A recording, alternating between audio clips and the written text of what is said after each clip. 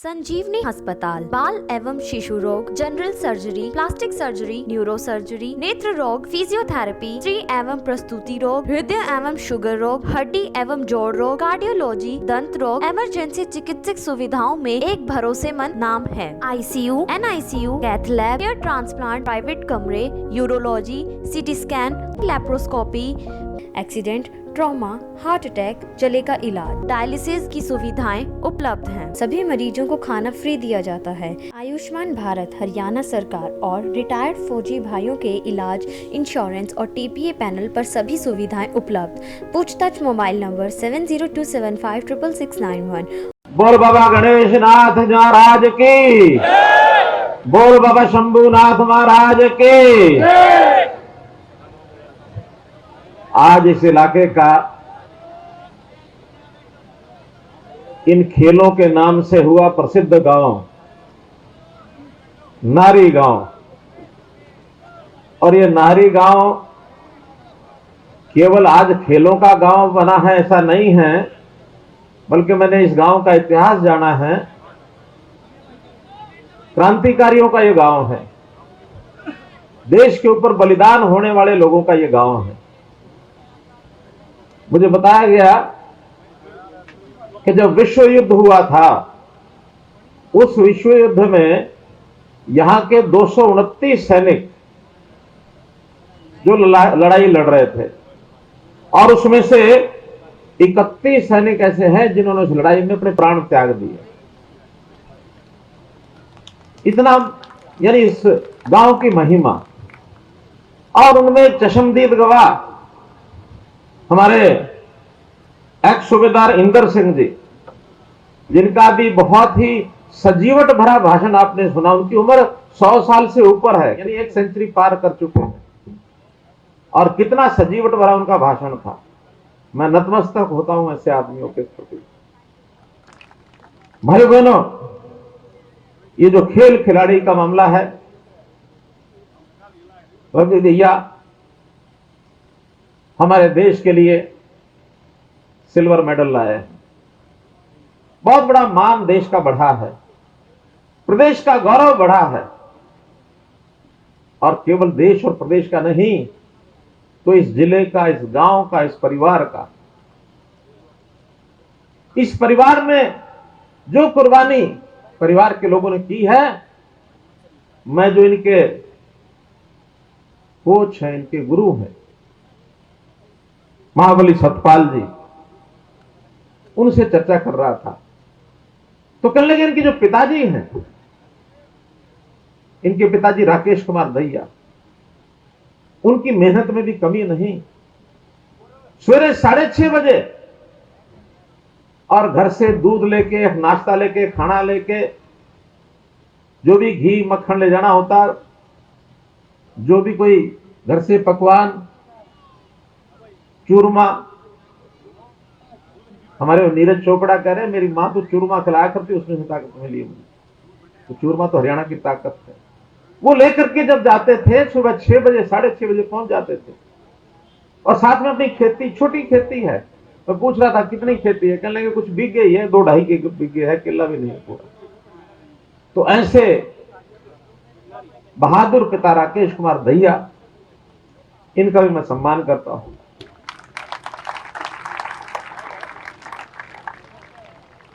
तो हमारे इस खेलों की दुनिया को आगे बढ़ाने में बहुत लोग अपने अपने तरीके से आगे बढ़ा रहे हैं, और उसमें एक नाम हमारे खेल मंत्री श्री संदीप सिंह जी।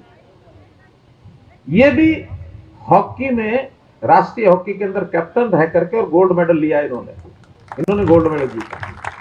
और बड़ी विचित्र स्थिति में इनको खेलों में एक बार बीच में चोट लग गई, पीछे पीठ की चोट ऐसी थी कि उठकर खड़े नहीं हो सकते थे, लेकिन मन मजबूत था, इलाज कराया, और साल भर के बाद फिर उठ करके हॉकी के मैदान में पहुंच गए, और जा करके अंतर्राष्ट्रीय स्तर के ऊपर जाके ओलंपिक में खेल मेडल लेकर के आए। इस प्रकार के हिम्मती, इस खेल प्रेमी, खेल के प्रति अपनी अगाध श्रद्धा रखने वाले हमारे खेल मंत्री संदीप सिंह जी। और फिर मैं नाम लेना चाहूंगा हमारे मेंबर पार्लियामेंट श्री रमेश कौशिक, दिन रात इस इलाके की सेवा के लिए जो मन में आए तुरंत बोल देते हैं, चाहे वो प्रधानमंत्री जी को जो बोलना हो, चाहे हमें बोलना हो, चाहे किसी मंत्री के साथ जाके बात करनी हो। हर समय इनके मन में रहता कि इस गांव में ये हो जाए, इस गांव में ये हो जाए, सोनीपत शहर में ये हो जाए, सड़कें बन जाए, रेलवे आ जाए, ओवरब्रिज बन जाए। जो समस्या ध्यान में आती है वो कर लेते हैं। तो मैंने आज पूछा कि इस गांव में आप आए हो, मुझे मेरे सामने तो एक मांग पत्र रखा है, आप भी कुछ करके जाओ। तो उन्होंने झट कहा कि नलवी गांव को मैं अडॉप्ट करता हूं और ये सांसद आदर्श ग्राम योजना में मैं इस गांव को रखता हूं। तो इसलिए आगे के जो काम हमारे लायक होंगे हम करेंगे, लेकिन अगर कोई छोटी मोटी कसर रह जाए तो रमेश कौशिक पूरी करेंगे। मोहनलाल कौशिक का फोन आ गया कि आप तो रवि दैया के गांव में नारी आना है। मैंने क्यों आना है? कहने लगे रवि दैया का स्वागत करना है। मैंने कहा आऊंगा, लेकिन श्रेय आपको नहीं है, वो नारी गांव की पंचायत को है, वो आकर के टाइम ले गए मेरे। फिर भी उन्होंने कहा कि एक काम, उन्होंने बहुत सी मांगे रखी हैं, उन मांगों को जरूर पूरा कर देना। मैंने कहा जितनी रखी है मैंने पढ़ ली है, कुछ तो मैंने पूरी करा दी है। मैंने उसी समय 11:30 बजे डिप्टी कमिश्नर यहां ललित शिवाज बैठे हैं, इनको फोन किया। मैंने कहा भाई एक तो इनके गांव में पानी भरा है चारों तरफ, कल सुबह से पंप लगने चाहिए और पानी जो भरा हुआ है जो वो खाली होना चाहिए। अगले दिन पंप लगे कि नहीं लगे? लगे ना। लेकिन ये तो टेम्परेरी व्यवस्था है, इसको हम परमानेंट एक ड्रेन बना करके और बड़ी ड्रेन में डालने के लिए एक परमानेंट ड्रेन बनवा देंगे ताकि आपके गांव में आगे कभी पानी खड़ा ही ना हो। फिर एक मांग थी कि हमारे गांव में बसों की समस्या है, सोनीपत के लिए, रोहतक के लिए बस। मैंने डीसी साहब को कहा कि सवेरे बस चलनी चाहिए। अगले दिन बसें चली कि नहीं चली? चल गई। तो हमारे करने लायक जो बातें होती है तुरंत होती है, इसमें कोई ये नहीं कि किंतु परंतु अच्छा देखेंगे, करेंगे, ये करेंगे, वो करेंगे। हाँ, अगर कोई नहीं हो सकने वाली हो तो हम कह भी देते हैं, बड़े प्यार से कहते हैं कि भाई आगे चल के देख लेंगे। अब आगे चल के देख लेने का मतलब ये होता है कि अभी नहीं, आगे। अब आगे कब होगा देखेंगे, लेकिन बड़े प्रेम से कहना पड़ता हमको। कई बार बजट ज्यादा होता है, कई बार वो वहां की जरूरत नहीं होती है, कई बार ऐसी चीज होती है जो चीज बिल्कुल पड़ोस में बनी हुई है वहां फिजिबिलिटी नहीं होती है। एक ही इलाके में दो चीजें बनाने का फायदा नहीं होता है। लेकिन फिर भी जो मांगे इन्होंने बताई थी, उन मांगों को हमने एक एक करके पूरा कराया है। कुछ तो ऐसी है कि जो आज ही जो मुझे इन्होंने बताया कि इसको हमने पूरा कर दिया है। जैसे बिजली की तारें ये शिफ्ट कर दी गई हैं, बिजली विभाग की जो समस्या का समाधान किया, खेल स्टेडियम में बिजली की तार उसको शिफ्ट कर दिया। हो गया कि नहीं? हो गया ना? ताली बजा के बता दो। लेकिन ये ताली महंगी पड़ेगी। या थोड़ा सा मैं एक कुंडी मारूंगा, आप बिजली कुंडी से लेते हैं, सीधी बिजली तारों से लेते हैं क्या? बिना मीटर के लेते हैं? देश वक्त आदमी क्रांतिकारी के साथ जुड़ा हुआ व्यक्ति ऐसा कभी नहीं कर सकता। करते हैं तो नहीं करना चाहिए। बोलो हाँ करेंगे कि आज के बाद कोई भी तारों की कुंडी सीधी तारों में नहीं लगाएगा, बिजली की कुंडी अपने मीटर लगवाएंगे, उसमें से लेंगे। बोलो हाथ खड़े करो अगर हाँ करते हो तो। आधे कर रहे हैं, सारे करेंगे। बोलो भारत माता की। एक तो वायदा ये। दूसरा एक वायदा और, हमारे जो बिजली विभाग के लोग हैं ना, ये बहुत ही कई बार, अब क्या शब्द प्रयोग करूं, वो सोचते नहीं है कि किसके खिलाफ क्या कार्रवाई कर रहे हैं। कार्रवाई पर कार्रवाई, कार्रवाई पर कार्रवाई शुरू कर देते हैं। गांव में कुछ लोग ऐसे हैं जिनके मीटर के बिल बहुत लंबे समय से और पेंडिंग पड़े हैं, कई कई साल से भरे नहीं है। और जब नहीं भरते हैं तो अगली बार वो बिल में पेनल्टी लगा के और भेज देते हैं, तो पेनल्टी से बिल डबल हो जाता है। तो ऐसे 660 लोग ऐसे हैं जिनके बिल पेंडिंग हो गए, उनको पेनल्टी लग के इतना ज्यादा हो गया कि उन्हें भरने छोड़ दिए। उनका जो हम पैसे पेनल्टी लगाए जाएंगे, वो कहते लगाए जाओ, हमने कौन से देने हैं। तो ये भी काम ठीक कर रहा है। आज इसका भी मैं चाहता हूं एक फैसला हो जाए, कर दे, कुछ हम छोड़ दें, कुछ हम भर दो, ठीक है, कुछ हम छोड़ दें, कुछ हम भर दो, दोनों बात बीच बचाव का फैसला कर दे। 660 घर ऐसे हैं जिनके मीटरों के बिल बाकी, उनमें 20 लाख रुपया तो है उसके ऊपर पेनल्टी, और 30 लाख रुपया उनका जो बिल होता, मूल बिल वो होता है। कुल 50 लाख रुपए का झगड़ा है। हालांकि इतने बड़े सिस्टम में करोड़ों रुपए का हम काम करा रहे हैं, करोड़ों रुपए हमने रवि पहलवान को इनाम भी दे दिए। उस हिसाब से देखा जाए तो 50 लाख कुछ होता नहीं है, लेकिन सरकारी कागज ऐसा है, ये बंद करने में बड़ी दिक्कत होती है। तो सरकारी कागज में बंद करने के लिए एक हाथ तो मैंने आज डिपार्टमेंट से करा ली कि भाई पेनल्टी 0, ठीक है। बाकी 30 लाख ये हमको भरना है, 50 में से 20 छोड़ दिए, 30 भरना है। लेकिन 30 ही एक दिन में नहीं भरना, 30 लाख भी 12 महीने की किस्तें, महीने महीने का बिल हो तो 12 महीने की किस्तें करा लो, 2-2 महीने का हो तो 6 किस्तें करा लो, 1 साल तक भरना है। अर्थात हर महीने सिर्फ 2.5 लाख रुपया। ज्यादा है क्या? 660 आदमी है, इसलिए 660 बिलों का ये मैं आपसे एक निवेदन करता हूं। और इसके बदले एक और काम करेंगे। आज आपके गांव में बिजली 24 घंटे नहीं आती है, नहीं आती ना? मुझे पता लगा है 15-16 घंटे आती है, 15-16 भी नहीं आती। कितनी? 10 घंटे आती है, 10 भी नहीं आती। चलो मैं आपसे वादा करता हूं कि आप कल से अपने बिल 660 लोग, पहला बिल छठे हिस्से का, 2-2 महीने में बिल आएगा, छठे हिस्से का पहला बिल भराओ। कल अगर सारे भर दोगे तो परसों ही 24 घंटे बिजली दूंगा।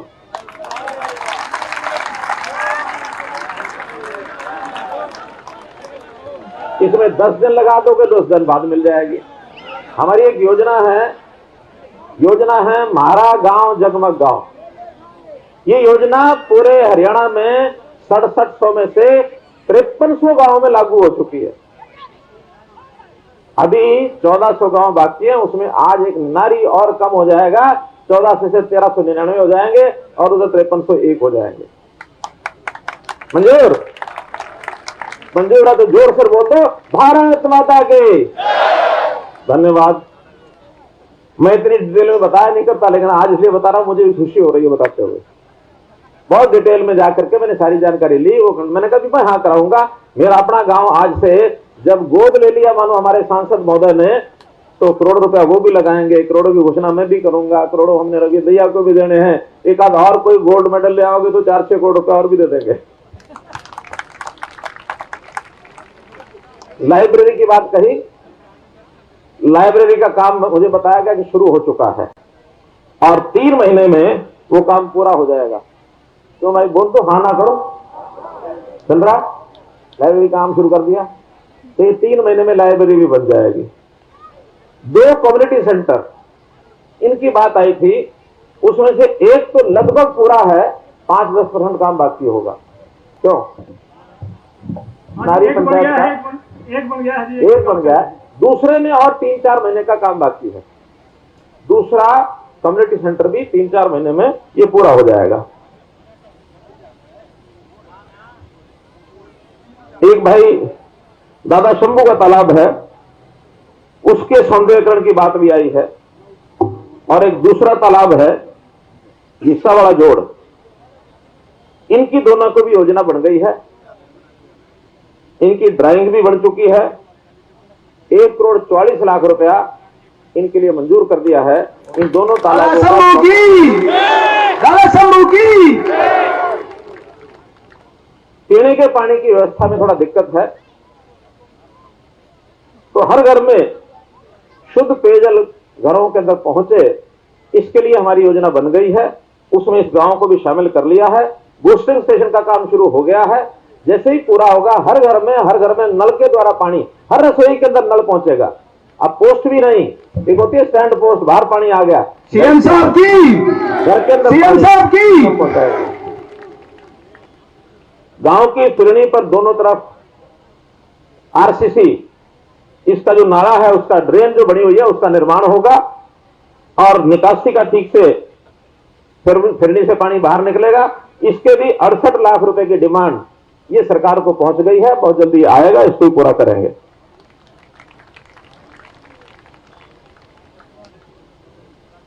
गर्ल्स स्कूल और बॉयज स्कूल, इनके नए भवन, कमरे कुछ इनके कम होंगे, नए बनाने होंगे या कोई छतें बदलनी होंगी, इसका भी 1,88,00,000 रुपए का एस्टिमेट बना करके ये भेज दिया है। यहां जो मेडिकल डिस्पेंसरी है, गांव अच्छा बड़ा है, इसलिए इस डिस्पेंसरी को पीएचसी, प्राइमरी हेल्थ सेंटर तब्दील कर दिया गया है। अब आ जाओ खेलों के बारे में। खेलों में भाई हमें हरियाणा में देखो 7 में से 6 मेडल तो हैं व्यक्तिगत, एक एक आदमी के अपने अपने मेडल, एक है टीम का मेडल। जो 6 मेडल हैं उसमें 3 हरियाणा के और 3 सारे देश के हैं, यानी 50% हिस्सेदारी हरियाणा की है। और जो गेम है जिसके अंदर हॉकी का, पुरुषों की हॉकी का हमको मिला है ब्रॉन्ज मेडल, उसमें भी 2 खिलाड़ी हरियाणा के हैं। एक हमारा सुमित है पुराड़ा गांव, वहां मैं अभी इसके बाद जाने वाला हूं। सुमित को भी जाकर के हमको उसका सम्मान करना है, तो इसलिए 50% से ज्यादा हिस्सेदारी हमारी है। लेकिन हमारी हिस्सेदारी भले 50 से ज्यादा देश में हो, एक जो थोड़ी सी मन को कचोटने वाली बात है कि हमारा देश दुनिया के जो बाकी देश हैं उनमें बहुत पीछे है। हमारा नंबर 48वां नंबर है, और ये 48वां भी पहली बार आया है, इससे पहले तो और पीछे रहते थे हम। इस बार 7 मेडल भी देश के सबसे ज्यादा मेडल हैं, नंबर भी हमारा 48वां पहली बार आया है। लेकिन 48वें से हम संतुष्ट नहीं है। हमारा ये देश का स्थान शुरू के 8-10 स्थानों में क्यों ना आए? हमारे गोल्ड मेडल ज्यादा बढ़ने चाहिए, सिल्वर मेडल ज्यादा बढ़ने चाहिए, ब्रॉन्ज मेडल ज्यादा बढ़ने चाहिए, तब जाके हमारी गिनती पहले 10 स्थानों में पहुंच सकती है। और इसमें अब सारा देश के प्रदेश बाकी क्या करेंगे क्या नहीं, लेकिन हरियाणा को खेलों का हब बनाने में हम ना कोई कसर छोड़ेंगे, ना कोई पैसे की, ना कोई स्टेडियम की, ना इंफ्रास्ट्रक्चर की, ना हॉल की, ना सामान की। और मैं समझता हूं हमारे जो अब खिलाड़ी खेलों में आगे बढ़ के आ रहे हैं, मैं इनसे भी अपील करूंगा कि खेलों को बढ़ाने के लिए लगा दो जिंदगी पूरी। रवि भैया, अब ये आपके हाथ में भी एक बागडोर आ गई कि और नए खिलाड़ी, सतपाल गुरुजी तो लगे ही हुए हैं, हनुमान जी तो, लेकिन आप लोगों की बारी है, अपनी पीढ़ी, इस पीढ़ी में नए खिलाड़ी और कैसे आए, ठीक है? इसके लिए रेसलिंग, क्योंकि आप रेसलिंग में सिल्वर लेके आए हैं, तो सारा ध्यान रेसलिंग पर लगा दो। बाकी खेलों की चिंता मत करो, जो जिस खेल का खिलाड़ी होगा उसी को कहेंगे उस पर जोर लगाए। जेवलिन थ्रो की बारी आएगी तो नीरज चोपड़ा को कहेंगे तुम जेवलिन वाले तैयार कर, लेकिन आपने रेसलिंग वाले तैयार करने। क्रिकेट वाले क्रिकेट तैयार करेंगे, हॉकी वाले हॉकी तैयार करेंगे, ठीक है? तो आपको रेसलिंग के लिए इस गांव नारी में एक इंडोर रेसलिंग का स्टेडियम ये बना करके सीएम साहब की, सीएम साहब की। तो इसलिए रेसलिंग के काम को बढ़ावा देने के लिए हमारे रवि भैया जी ने हाँ की है, मैं इनका धन्यवाद करता हूं। मैं तो इतना ही मानता हूं कि ये गांव धार्मिक गांव भी है, नाथ संप्रदाय का ये केंद्र है, क्रांतिकारियों का भी गांव है, पढ़े लिखे लोगों का भी गांव है। कह रहे हैं कि इस गांव में 38 MBBS डॉक्टर, क्यों? कमाल है, यानी कोई चीज छोड़ी नहीं है। हम लोगों ने पहले यहां किसान की बात की, हमने जवान की बात की, नारा दिया गया लाल बहादुर शास्त्री ने, जय जवान जय किसान। हमने एक नारा दिया है, जय जवान जय किसान जय पहलवान। कुछ और जोड़ के चलेंगे हम। और भाई पढ़े लिखे लोग जब जिस गांव में हो जाए MBBS कर जाए, साइंटिस्ट हो जाए, इंजीनियर बन जाए, तो हम फिर साथ में जोड़ते हैं जय विज्ञान। जय जवान, जय किसान, जय पहलवान, जय विज्ञान। हर क्षेत्र में ये गांव आगे है। इस गांव को मैं बहुत ही बधाई देता हूं और मैं उम्मीद करता हूं कि इसी प्रकार से आप लोग इस राष्ट्रीय काम में हमको सहयोग करते रहेंगे, आगे बढ़ते रहेंगे।